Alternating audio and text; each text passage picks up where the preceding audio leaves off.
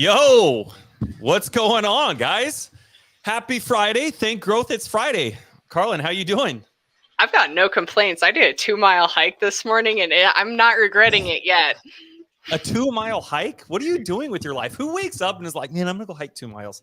Apparently, James Squadron was like, military function. That makes sense.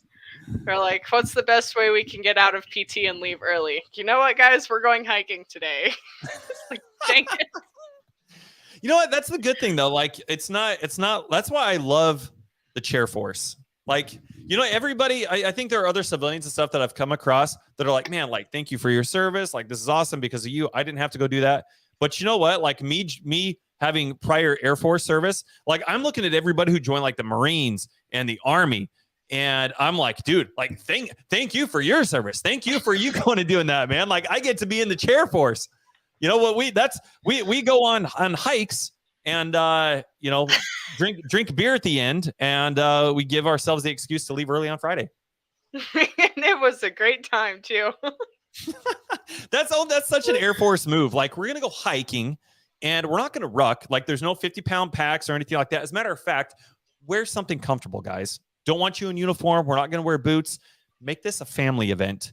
We're gonna hike like a quarter mile, and at the end there's beer. That's exactly what James took the jogger, and then I was stupid thinking Oakley was going to be able to walk that far. So we got our workout in. I got upper and lower. I'm going to hurt tomorrow.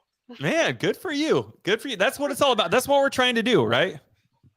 Daily improvement. Daily improvement, man. 1% better. Happy Friday, everybody. Ken Wilson. I'm so proud of this gentleman. I think me and Ken connected. How long has it been, Ken? Because I know we went and walked that property July 4th. We went and talked a couple weeks prior to that. I think probably like May, April timeframe. What'd you say? You and I kind of got connected. But dude, Ken is doing his very first creative deal. And his very first creative deal is on like an $8.5 million property over here in Alaska. And it's cool as hell. It's like the coolest property I've ever walked. Is it super neat? Is it the one that's on Zillow Gone Wild? Yeah, that's it. Yeah. Yeah. It's got Never Land in it, man. It's awesome. So, Ken, shout out to you, bro. Super proud of you. That's going to be an awesome property. We need to go do something. Like, we need to have like a sleepover or, you know, whatever. Dude, this thing has like a movie theater in it too. Like, it is crazy. It has a candy shop, has a movie theater. It is really cool. But we're going to have Ken on as a guest. And he's going to have to break down this deal at some point because that is just too freaking awesome. But happy to see you here, Ken. Thank you, man. I love you, brother, and I appreciate you. And hope you're having an awesome and kick-ass Friday.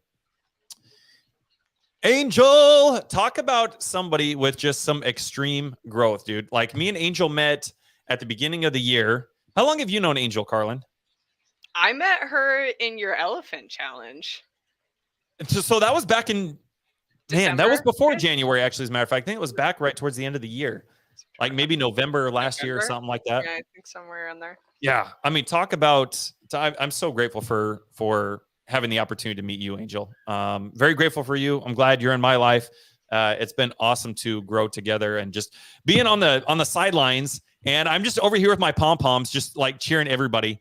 And it's been awesome to see what Angel has done and how she's transforming you know, her life and just the growth and everything like that. And I'm just grateful for the opportunity that we've had to be able to go through this journey of life, you know, together and with Carlin. It's been groovy. Been groovy, baby. Yep, Angel said November. That's what I thought. I'm a huge Austin Powers fan, by the way, so you might see some Austin Powers antics. Do not shake your head, Carlin. Watching Austin Powers and being able to incorporate that into your life, that is a form of growth. That's healthy growth. That shows maturity, Carlin. I'm more of an Ace Ventura kind of person. Oh, me too. You're not going to hear any arguments there. Love it, guys. Well, Carlin, tell everybody, what are we going to be talking about today? So I think the big kicker is common mindset challenges. So a lot of things that people really get stuck on: scarcity, comparing each other. That's a huge one, is comparison. We've got a little bit of fixed mindset, victim mentality. It's there's a lot of it, and especially in business and especially with real estate, it's really, really easy to get wrapped up in all of that. So I kind of just wanted to touch base a little bit on some of those setbacks that we face and a little bit of the ways that we can get through them and overcome them and hopefully end up on top. I love that. I love that because I think being able to recognize that there's got to be a mindset shift that happens. Like there has to be this big transformation that has to happen in who you are as an individual in order to become that person that's capable of doing all these things, accomplishing those dreams, hitting those milestones. And I think that's something like when it comes to mindset and self-development, I think it's something that most people overlook. You know who Jim Rohn is. I love Jim Rohn, one of my all-time favorite. I don't know if he ever formally like acknowledged himself as like a philosopher, but if he did, then he's one of my favorite philosophers. But if he's not, he's still one of my favorite philosophers. But he's got so many great one-liners. But one of my favorite things that he's said was, if somebody hands you $1 million, it's best that you learn how to become a millionaire so that you get to keep the money. See, I actually love Jim Rohn, and in the journal that I'm working on building out for us, I have quoted him numerous times, and I think the one that stands out to me is happiness is not by chance but by choice. That's the one that really hits me, because until you wake up and you're like, you know what, I'm going to choose to be happy today, and there's nothing that's going to ruin that for me. I had a great conversation with a plumber the other day while he was fixing my lines. So fun fact, guys, apparently we had a cracked line that's been cracked for years, and we did not figure that out until recently. And so I'm sitting out there with the guy digging that's dealing with those pipes, and they're not great. And he's sitting there and he's like, well, how's your day going? I was like, I'm having a pretty good day. He goes, really? I was like, yeah, if a busted line with a bunch of shit coming out of it's the worst thing that's happened in my day, I think I'll be fine. It's interesting because there's so many little things like that happen throughout our day that as you elevate yourself, the problems change. The way that you perceive life, the way that you perceive these obstacles, like they no longer become a thing anymore. And I think that is such a great example of that, because yesterday I had a notification that came on my truck, and it said something about so when you have a diesel, the newer diesels, they have like these exhaust filters, and they build up with like basically like soot, and it's got to burn off the soot. And anyway, I'm not a mechanic. I don't understand I don't have the right vocabulary, but everybody who is familiar with diesels knows exactly what I'm talking about. But I got this notification that came on my truck, and in April, to get this thing fixed, it cost me $3,000. And so as soon as I was pretty upset about it, but as soon as I saw this thing come on again, I was like, dude, you know what? Not even going to worry about it, man. Like if something happens, check engine light comes on, take it down to the dealer. Like if that's the worst thing that happens in my day, I'm sitting pretty damn good. Cherry on top. Cherry on top. Absolutely. Absolutely. In some instances, you kind of welcome those things. Like, man, with how my day's going, I would kill for like a check engine light or something to be the only thing that, the only thing that, happens in my day. But I think it's just such it's nice to acknowledge those moments, because it gives you perspective on where you've come from, how you've grown. And, you mentioned in the beginning, having a fixed mindset, having a scarcity mindset. I know for me personally, Carlin, when I was growing up, like money, and I've said it before, but it's really the best way, in my opinion, to articulate really how my childhood was. I grew up in an extreme Christian household, and cussing was one of those things where you didn't cuss. All cuss words were a 4-letter word. And so if we were watching TV, if we were watching movies, if we were watching whatever, and it cussed, it was a big deal. And the way that my mom always articulated that was like, there are no 4-letter words that are going to be said in my house. We don't say 4-letter words. Did you tell her that narrows out half the English language? Well, to this day, that's about half my vocabulary right there. So, but it's funny because money, coincidentally enough, the word money, the topic of money, the discussion of money in and of itself, the word money in my household growing up was treated like a 4-letter word. Mm-hmm. It was like, we don't say the word money. We don't talk about money. We don't ask people how much they're making. We don't ask how you make more money. And it was just that scarcity mindset. It was that fixed mindset. And the way that I was raised from a very young age was, if you want to make money, then you have to work harder. You have to trade your time for it. I mean, I remember when I was little, even before I could drive, if I wanted to go to the high school football game that night, and I had to go ask my dad, "Hey, Dad, can I borrow $10 to go to the game tonight?" He was like, "All right, well, what are you going to do to earn it? Are you going to go do the dishes? Are you going to sweep? Are you going to mop? Are you going to dust? Are you going to go clean and wash my car? Are you going to vacuum it out? Are you going to go mow the lawn? Are you going to go feed your dogs? Are you going to, what are you going to do to earn this money?" But it's no fault of his. Of course, that's how he was raised. And that's how his parent, or, my grandparents were raised.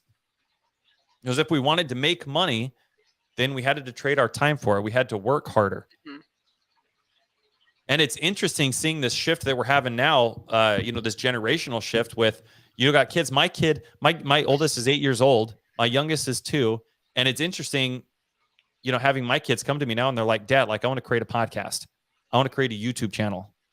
I want to learn how to give value that way." And it's like, wow. It's really a whole mindset shift from how we were raised and how to think about relationships and leveraging money and, leading with value. The one that hit me was that show Ryan's World. It's like, I've never really watched it, but I know that kid can fly around the world 3 times comfortably if he wanted to. Ryan's World. Yeah, it's some kids show. It's a kid. I don't know the whole details of it, but it's like a 90s show or like a show now? No, it's like a show now. It's like a kid that has his own little podcast thing. Kid's loaded. And he has viewers our kids' age, it's like 6, 7, 8, 9, whatever, that just follow along with him, and they've created like their whole little community within Ryan's World. It's insane. Interesting. My kids started making their own little podcasts on their tablets. I was watching it one time, and it was just so funny. It was like, I opened it up and it was Jasmine and Lilith, and go, "Hi guys, I'm Jasmine and I'm Lilith and this is our show." And I was just like, all right, okay, we're doing this. We're rolling with it.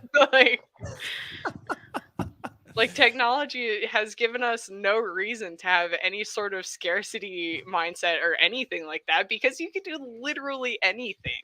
100%. There's like the, what is it, the ASMR? You can make a lot of money by tapping your nails together in front of a microphone now. Oh, 100%. 100%. And I think it just goes to show that one of the biggest things that people need to be cognizant of is, especially with this growth and development that needs to happen in order to accumulate massive amounts of wealth, is it's easier to make $1,000 a month than it is to save $1,000 a month. Oh yeah. But to continue growing that, I mean, like you said, you just used a couple different examples on what your kids are doing and how they want to, make money with technology and everything else that we have, that can be leveraged for doing things like this. I mean, like the craziest thing, ASMR. People are sitting there eating a carrot and eating a pickle with the microphone, uploading it to YouTube, and they're getting paid to do that. Man, if my grandma could see me now. Shane, so we had a coaching meeting last night. This is the funniest thing, guys. We had a coaching meeting last night. Shane's going through our current cohort right now, and we were talking about ASMR. Now, back when I was in the military, I was an instructor, and I was talking about ASMR. I just found out what ASMR was. And I thought, man, this is like the craziest thing. I had never heard of ASMR before. I actually, to this day right now, I have no idea what it even stands for. But I know what it is. Like, I know how to describe it. And so I'm in front of a class, and again, I'm in my uniform, like professional setting. We're talking about ASMR stuff. And I couldn't remember the acronym ASMR. And so what popped out of my mouth in front of a class full of about 25, 30 people was BDSM. And so I'm sitting here talking about eating a pickle. And then the acronym that came out was BDSM, not ASMR. So anyway, that's just a little funny tidbit, man. But that's what Shane's talking about right there. Yeah, not the same thing, guys. Just so everybody's aware. But no, I do appreciate you being here. Eric, what's going on, man? Autonomous sensory. Oh, there it is. Oh. Autonomous sensory meridian response. That was my second choice. Actually, that was actually what I was going to say, Shane. Wink, wink. Thank you for putting that out there, bro. But anyway, guys, we have some really awesome things that we want to go over today. But first, let's get into a couple announcements because I know we got some really awesome things going on that I want everybody to kind of be in the loop on. Whether you guys are trying to grow your business, whether you guys are trying to grow your self-development, your relationship, your mindset, the value, the skills, all that kind of stuff. That's what this podcast is for. That's what the Face Group is for. If you guys are not part of the Facebook group, please run over to the Growth Co. with Jesse Stanton. Join that Facebook group. It's grown very rapidly over the last handful of weeks, and we've got some really amazing things. Carlin, we've got some announcements that we want to make. What are some exciting things that everybody can expect over the next coming weeks and months? I think the biggest thing for right now is on the topic of Growth Co. We're actually running a promotion for the next cohort right now, so that's going to be ending on this Tuesday. This upcoming Tuesday. Okay, so we got about 4 or 5 days left then. Yeah, about 4 or 5 days left. Okay, 4 days. Mm-hmm. Because of the referrals that we have been getting, we have decided to open up a referral program. So if you know anyone who might benefit from the Growth Co., we want to get you paid for helping them grow a little bit. So you get money, 100%. they get and growth. the promotion that we're running on Tuesday is 64% off the original price. So after Tuesday, that price will be going back up. The next cohort will start September 13th. Is that right, Carlin? I believe so, yes. We got next cohort starting September 13th. So we still have just enough time for everybody. I want to encourage everybody to look at some of the things that you are wanting to do before the end of the year, because everything that we do right now is going to set you up for 2024. So it's already over halftime. We're in third quarter, baby. Let's go. Let's make that final push. If you guys aren't quite where you need to be, reach out to us. There's no obligation. There's nothing. There's no pressure, no nothing. We just want to know how we can best serve you. Whether you decide to join now or even just in the Facebook group, where can we come into alignment where we can serve you? We've got a lot of things that we're doing, including a free webinar for everybody. We put a poll out in our Facebook group, and we asked, hey, what would you guys like to see right now? What is the biggest hurdle in your guys' business, in your day, in your growth, in your mindset? Where can we come in and fill those holes? And it was almost not even a competition. We had about 5 or 6 different options in there, and the biggest one was time management, which I know for me, most people, if you want to be consistent in your or if you want to start seeing a lot of growth and traction in your business, consistency is the one thing that most people don't have. So I'm really excited for that one, because it was one that I know personally when it came to time management, Carlin, especially when I started getting into this. I lived in Alaska. I was working the East Coast. I was working a W-2. I had 3 kids. One was a newborn. My wife worked. I had all these things going on. So I know exactly how that feels to feel like, wow, I have no time for this. And I'm sitting here trying to figure out, how do I start a business? Is this even for me? How do I get traction? Because from my perspective, I just don't have the time. And maybe some of you guys watching this feel the exact same way. And so that's why we're going to be putting on this free webinar.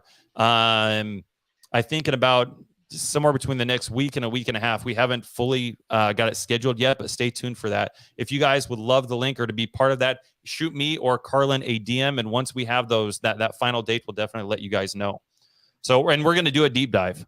So this is going to be awesome. It's going to be value driven. Actually, as a matter of fact, it's so important to understand this on a high level when it comes to gaining traction and momentum in your business. We spend an entire week talking about just time blocking, intentionality, and not only in your business, but in your personal and self-development, in your growth. So there's two folds that happen right there, and they work together. It's not an either or; they work together. So I'm really excited about getting that webinar kicked off for sure. Anything else I'm missing, Carlin? I think we nailed it. Okay, perfect. So we're talking about scarcity mindset. Now, scarcity mindset, just in its layman's terms, is the belief that there is basically not enough to go around, and that you have to compete with other people for resources. Why do you think most people get stuck in that mindset? And why do you think that's such a hard mindset to overcome? Honestly, I think it has a lot to do with how all of us grew up. And it goes back to what you're saying, the four-letter words. So all of us are growing up with this belief. We're like, oh no, we don't ask people for money. Definitely don't ask people for money. Being used to being in survival mode. If you're constantly living paycheck to paycheck, if you're hustling 3, 4, 5 jobs, someone asks you for $5. No, I don't have $5. I'm going to go grab my coffee with it, but I definitely don't have $5. So I think a lot of it is just getting stuck in the development that we experienced growing up. And then whoever Facebook user is, I'm sorry, I can't see your name, being in survival mode. And those two things really go hand in hand, because growing up as on a 9 to 5, that's what we're taught. Grow up 9 to 5, get a 401k, do this, do that, retire at 65, and then maybe live in a nice tiny little home until you die. Mm-hmm.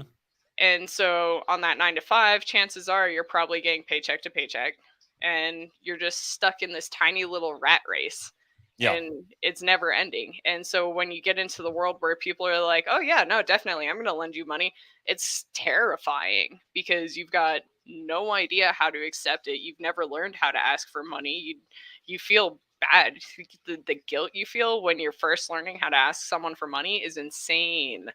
Like, it's an uncomfortable conversation. And so it's easier to just not ever ask than to try and get through that hurdle of maybe this is okay. I totally agree with that. And a lot of people, I remember when I first got into this, somebody told me, they said, Jesse, the easiest part of getting into real estate is finding money. And in my head, I was like, what are you talking about, man? I remember first hearing about, yeah, you can get into real estate and you can do it with no money down. You don't need any of your own money. You don't need any credits, no credentials. You don't have to prove nothing to anybody. And when you do find these properties, money is just abundant. Money is the easiest thing to find. And in my head, because of how I was raised, I was like, what are you talking about, bro? That makes no sense. And then, like you said, how uncomfortable is it when you are starting to try change that mindset, change that paradigm, and you start asking for money? Like, it's super uncomfortable. But I think a lot of it is because of, again, how you were raised, in that having that scarcity mindset, and not to mention, how people think about success and think about how people measure success. When you look at how, like, the school system, for example, mm-hmm. Like, I'm seeing more and more millionaires doing homeschooling and making sure that they are in control of how they want their kids to learn and the things they want their kids to learn than at any other time before. Yeah. And it's interesting because in kids' brains, like when you take like public tests, for example, I used to think of myself as not a very smart individual. I legit, for the majority of my life, Carlin, I thought there were smart people and there were dumb people. And Jesse Stanton was just somewhere in between. I was just completely average. I went to an average school. I had average friends. I had an average family. I had an average upbringing. I had an average understanding about money. I had an average understanding about value. And I was just, it was completely in a fixed mindset and in a scarcity mindset. And when I would take tests in school and other people who did really good on tests that I used to put on a pedestal and be like, oh my gosh, this guy is smart. I used to have a lot of friends that I put on a pedestal that were way, in my eyes, I thought they were way smarter than me. And I thought that's just how it was. But it's interesting that when those types of things happen, when we go through life, when we go through kindergarten and first grade and second grade and elementary school and middle school and high school, and then even into college, that's how we are measuring our success. And I think that's why a big problem that most people have when they start going from that W-2, from having that fixed and scarcity mindset into learning how to become that person they're capable of becoming, to switch into an entrepreneurial mindset, there's that shift that has to happen. And for the majority of most of our lives, we have been measuring our success against other people. And so that's what state and national averages are, is they take averages against other people. And when you test, your score is reflectant on what that average is. And so for the majority of your life, you're thought to think, oh, well, if I'm not doing as good as this person, then I'm not doing good. I'm not where I should be. And it goes back to having that scarcity mindset. And that's why I love that we have the ability to come in here and do all sorts of things, have these types of conversations. And we're doing book club as well. One of the best books I ever read concerning this very thing is The Gap and the Gain. I love that book. When people go from spend so much of their lives in a W-2 and going to school and college and all these other things, and then they want to dive into entrepreneurship, the way that they measure their success is by getting on Facebook, and they start seeing other people posting, real estate checks, or this person's buying an apartment complex, or this person even did their first deal and they've only been doing this for a month. What am I doing wrong? And it's important to understand that that is not how success is measured, not even in the slightest. What's been the biggest thing for you, Carlin, in making this shift? You and James making the shift, because you guys are obviously married. You're married to your spouse, but your spouse is your business partner as well. So it's interesting going through this, because the dynamics are a little bit different for you guys in going through these mindset challenges, together, that we all go through. It's nice because we figured out the dynamic that both of us can't be in a scarcity mindset together. So if one of us is really beating the crap out of themselves, it's almost like there's the unspoken rule of, okay, now I need to get my partner out of that, because that can't happen here. And it's making sure that you have the right environment, because we live together, we work together, so there's definitely no business secrets. And it's been a huge change. So all of this started when our AC blew up, and that was the moment where we were like, oh shit, the military is not going to be able to pay for this. Like, that's $6,000. We had a baby, so we had 3 kids. I was pregnant. It was just like, okay, we're gonna have to make some big life changes if we want this to happen. But with three kids and being pregnant, that doesn't really give me much option to go out and find a job. So, Right. you go down the rabbit hole, and upon YouTube, you're like, okay, well, here's Pace Morby. Okay, cool. But then you start getting into these challenges, and you realize that it's not as easy as 1, 2, 3 on YouTube. Like, there's a lot of steps that go into everything real estate. It's not like I did this and everything was wonderful. It's Right. I spent 2 months grinding my ass to make sure that I get this paycheck. And so there were a lot of ups and downs. And that was the point where, you were getting phone calls from me regularly, like, I don't know what I'm doing. I don't know. This is not right. And it was that moment where you're like, Carlin, are you reading? Are you doing your reading? It's like, man, no, I'm not. And so for me, reading is a fundamental part of my day. And if I'm not reading, I can tell when my mind is starting to slip. And if James isn't listening to his podcast, I can tell when his mind is starting to slip, because having the right words around you and having the right encouragement, that's the best way to keep things going. And especially in a dynamic where we're living together, and I can't just walk away if he's grouchy, or he can't just walk away if I'm grouchy. And if one of us does, it generally doesn't help at all. Right. It's continuous work. Your mindset is something that you don't just turn on a light switch and you're like, I'm wonderful, everything's great now. Yeah. It's a daily hustle, but it's addictive. That's the thing, is mindset is addictive, and when you can start pinpointing the changes that you're making, Yeah. oh my gosh, like it's insane being able to sit back and be like, if this were 3 years ago and I was sitting there watching a plumber tear apart my pipes, I would be freaking out. Yeah. I like Or like, I'm sure you look at a lot of like what your kids are worried about or what they fight about, or even like people maybe or you have family who are like in high school and they got like this high school drama, and in your current mindset and the stage that you are in the season that you are in your life, you look back at some of that stuff and you're like, man, why are you guys fighting? Like, this is so minuscule. Like, what? This isn't even a big deal. You don't even know, but that's just a good example as well, as like the mindset shift that happens. And that mindset and that perspective shift happens for a lot of people just because they get more and more life experience, not necessarily because they're conscious. But if you could be intentional, like with what you're talking about with getting new information, I mean, just the level of perspective that undergoes a person with that type of intention, you and taking in new information, it's crazy how fast you can start shifting your lifestyle, your fitness, your relationships, everything about you. And this Facebook user, they said subconsciously. I love this word because on average, the average person has like 70,000 to 80,000 thoughts a day. Okay, think about this. 70,000 to 80,000 thoughts a day. That is astronomical. That is crazy. I mean, when you hear those words, you're like, holy torpedo, Batman. Really?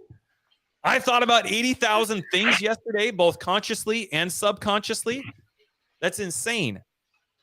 But here's what's even more interesting is knowing that we have these types of thoughts, whether conscious or subconscious, and we want to do something new.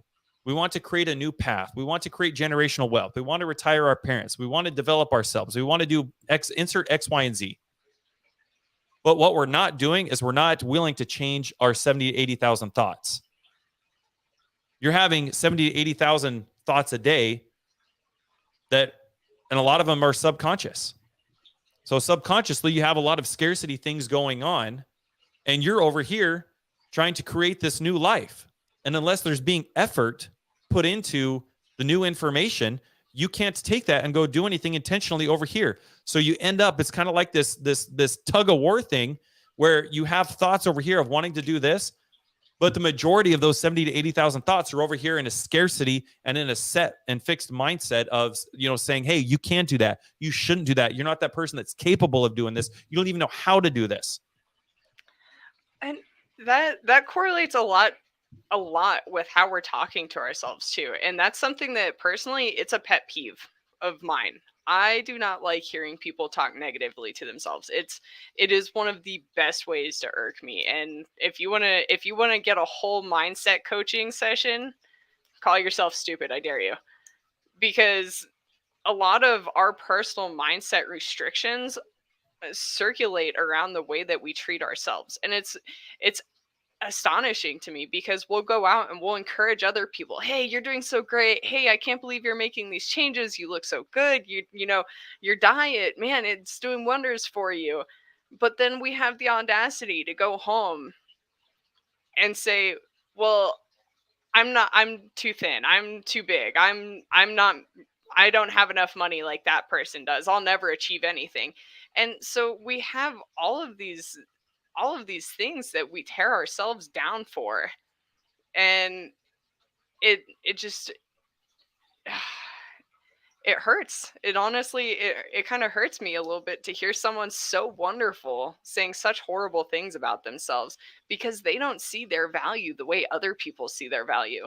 And you get stuck in this brain trap. You get stuck in this little trap in your head where you're on that little voice rotation. You're having all these horrible thoughts. Those 80,000 thoughts aren't saying anything good to you. And it really sucks, Oh, 100%. Yeah. You just said it. You hit something that was that I want to go back to real quick, because in case somebody missed it real quick and went right over their head. I think it was something that was just so important to acknowledge is there are so many other people, man, that see value in you that you don't see in yourselves. And so I think this is Marcella. Yes. Marcella said, where I come from, a lot of people will talk down on themselves as a cry for attention. I can't tell you how many times I see that on social media. Not anymore, because I filter those people out as I see it. But I remember seeing a post from somebody probably 3 or 4 months ago. And it said, I don't remember it exactly, but it said something to the tune of, and you guys know exactly what I'm talking about here, but it said something to the tune of, you got people going to the gym every day, and I'd be like over here on my couch, not change, like watching a TV show that I don't even want to watch because the remote fell underneath the couch, and I can't pick it up, or something to that tune. And then you get everybody liking and commenting underneath it, like, man, yeah, that's me. Like, I'm over here. You got people like going to the gym every day, and I'm over here just sitting on a couch watching a TV show I don't even want to watch because the remote fell in between the cushions, or something like that, you know? And like you said, you become the average of the people that you surround yourself with. I made a post a day or two ago, one of my favorite posts from Napoleon Hill, or one of my favorite quotes from Napoleon Hill. And it's something to the tune of, the reason people aren't seeing the success they want is because they're taking the advice of their friends, family, and neighbors. Yep. And it was neat because it opened up a dialogue. There were people that were talking about that underneath that post.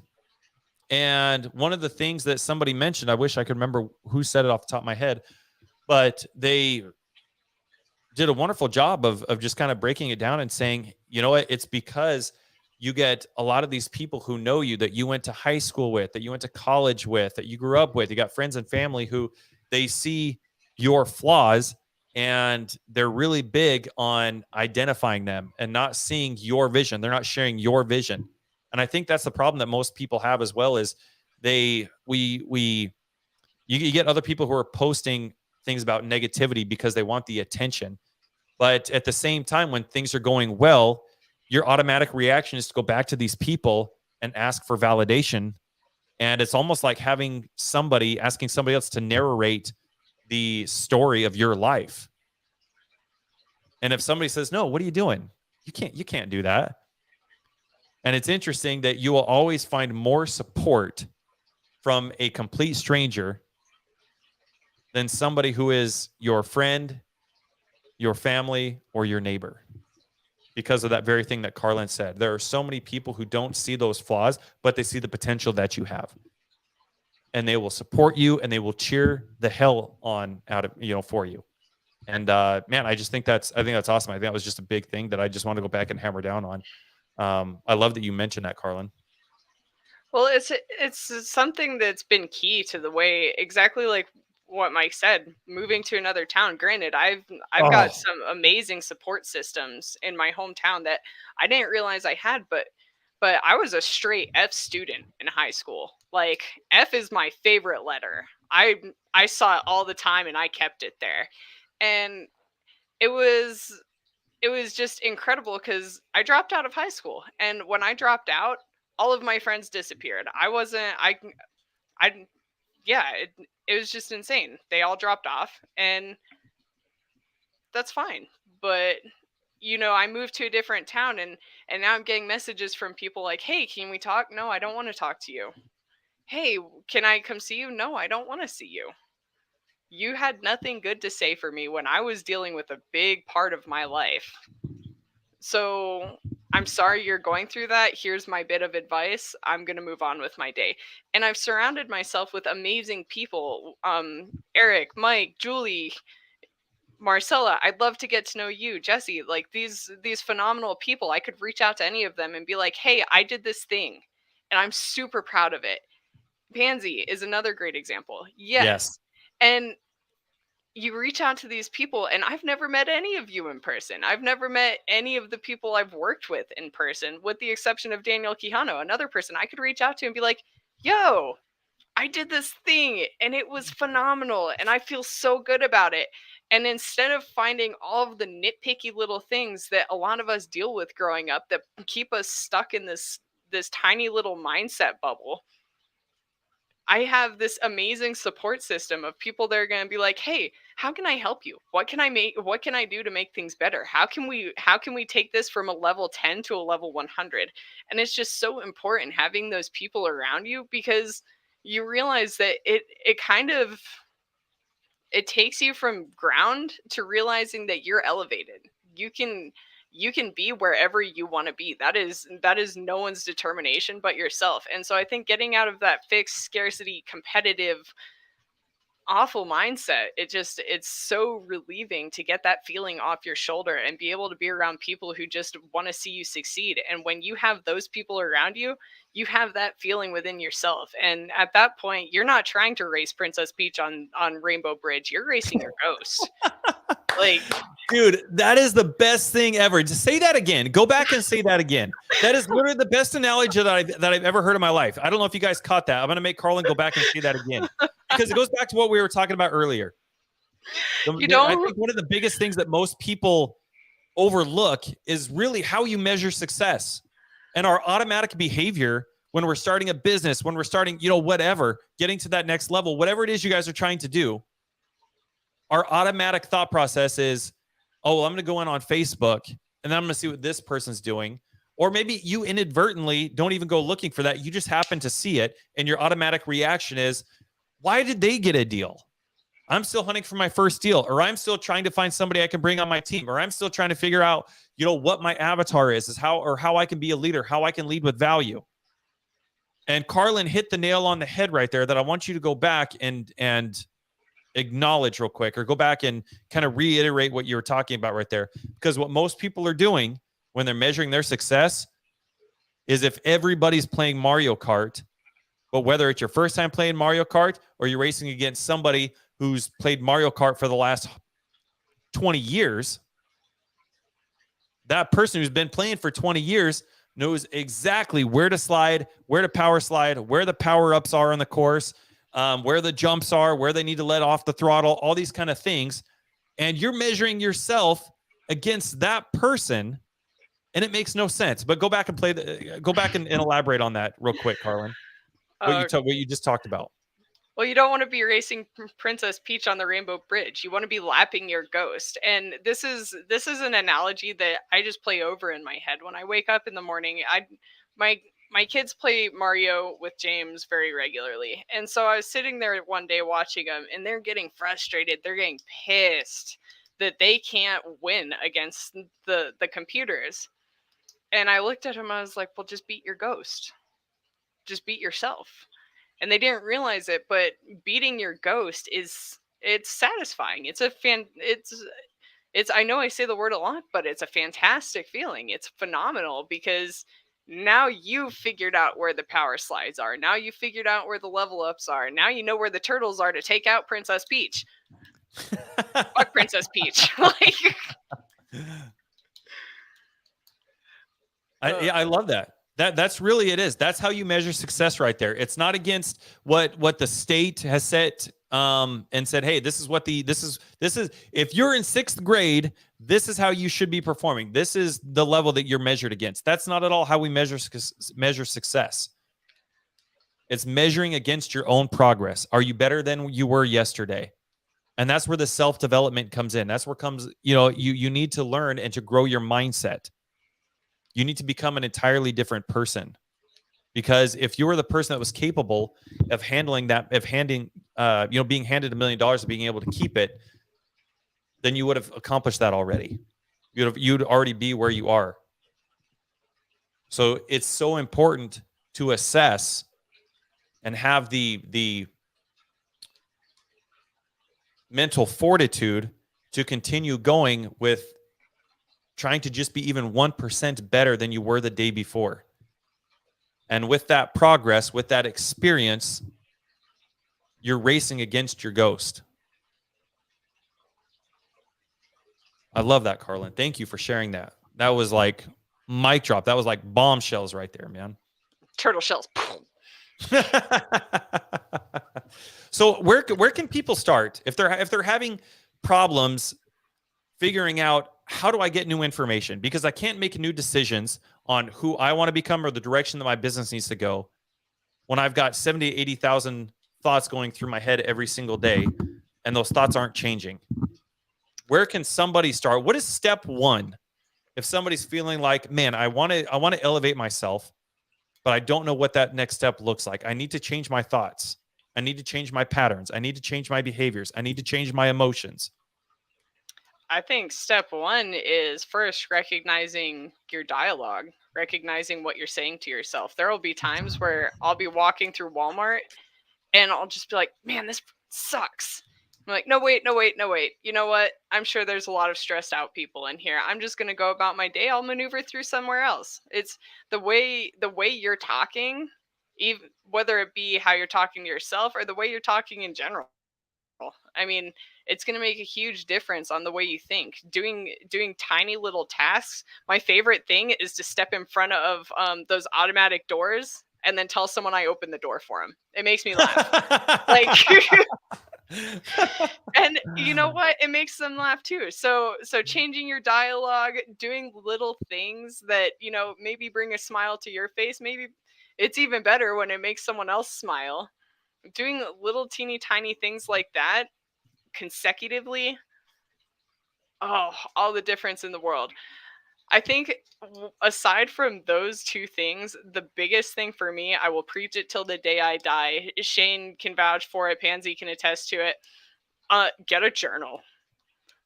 Write everything. Your crappy thoughts, put them in the journal and then rephrase them immediately.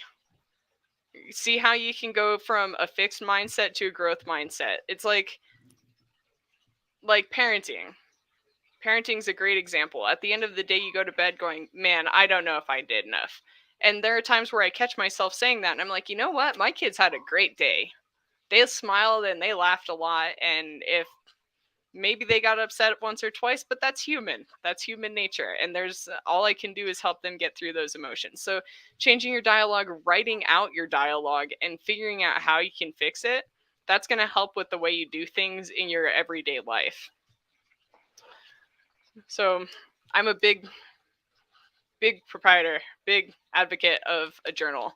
I put my gratitudes in there. I put my affirmations in there. I have my whole life in my journal, and it is never more than a foot away from me. It goes in the car with me. It goes to the store with me. It stays in my backpack. It goes everywhere with me because there's so many wonderful things that you can write down that maybe you wouldn't remember if you didn't write it down. Like, hey, I had an awesome conversation today with Jesse. It was fantastic. We had a great conversation. I learned a lot. And putting things that are just abundant into a place where you can go back and reflect and see everything and really realize that your life doesn't suck, it's your attitude. That's really what it is. I think that is great perspective. I think that is literally the best thing that I have heard on where to start with changing your mindset. You have to change those thoughts. You have to change what you think you're capable of. Pace gave me great advice about 16 months ago or so. And I've shared this before, and I think this would probably be something that would be on my gravestone.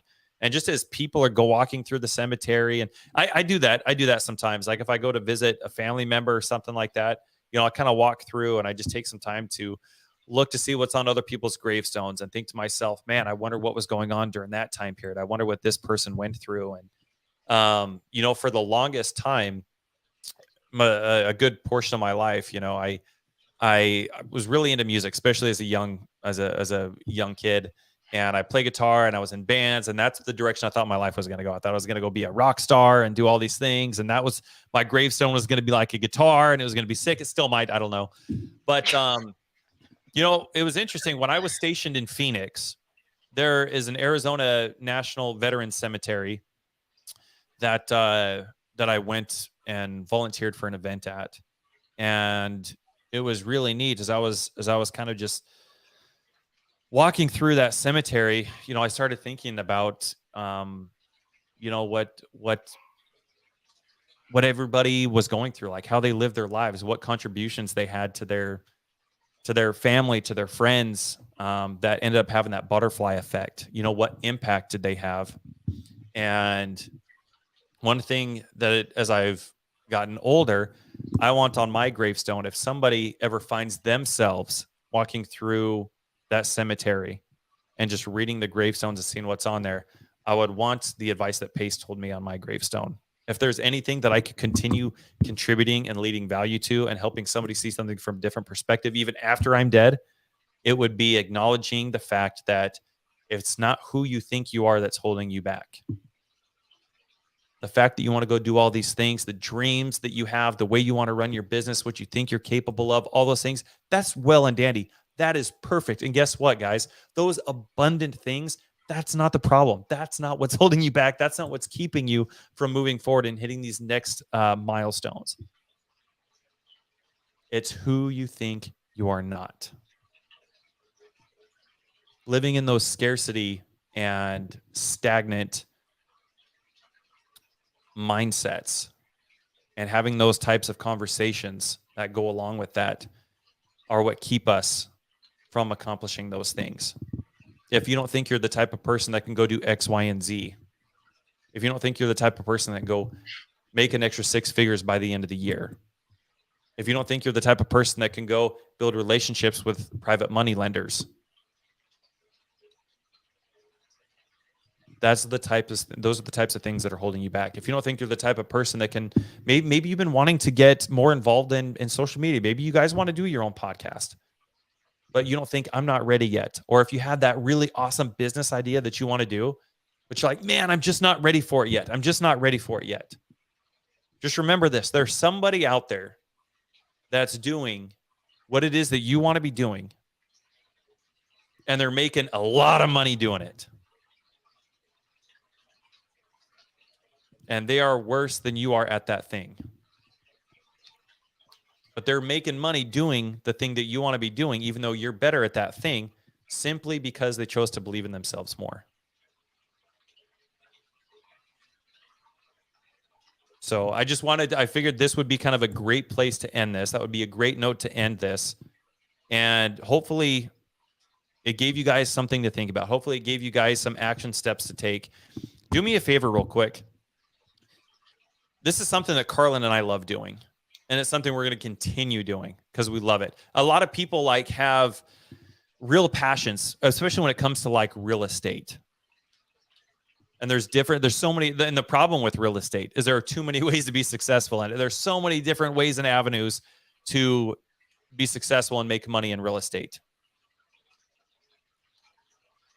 And a lot of those people that are involved in real estate, they have specific passions within that real estate, which I think is awesome.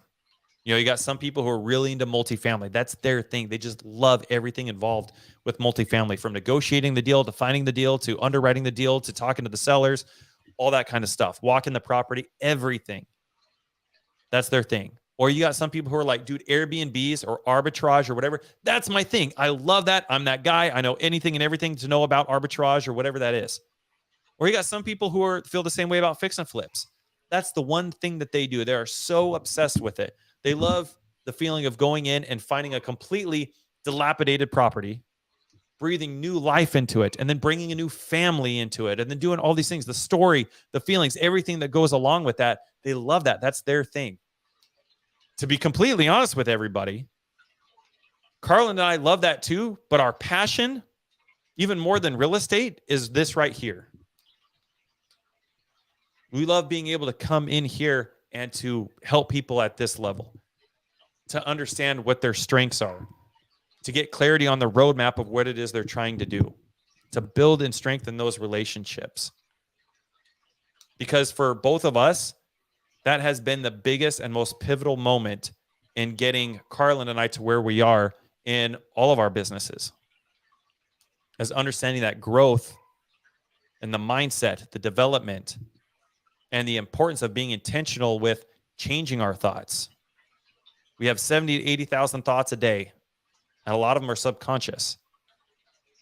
And we have to be able to get in there and actually change the way that our brain is firing, rewire it. get on and elevate ourselves to a completely different frequency. And as we continue doing that, not only are we changing that person we're capable of becoming, but we start attracting those bigger level and higher level types of things into our lives, to include the individuals. So I really appreciate everybody jumping on. Thank you for spending some time with us. If you got value from any of this, the only thing that Carlin and I ask is that you take some time and either share this on social media, share this with a friend, send it to them in a text. Say, hey, you know what? This is what I learned. This is where I got some value today. And as a matter of fact, I got some action steps that I'm going to go take. If you guys got value from this in any way, shape, or form, the only thing that we ask is that you please help us grow this community and bring other people in so we can all grow together. Carlin, any parting words or anything else you'd like to say before we jump off? Thank growth, it's Friday. Thank growth, it's Friday. Love it. All right, guys, we will see you guys later. If there's anything that Carlin and I can do to be a resource for you guys, please let us know. We love you. We're very grateful for you. Thank you guys very much. Have a wonderful Friday.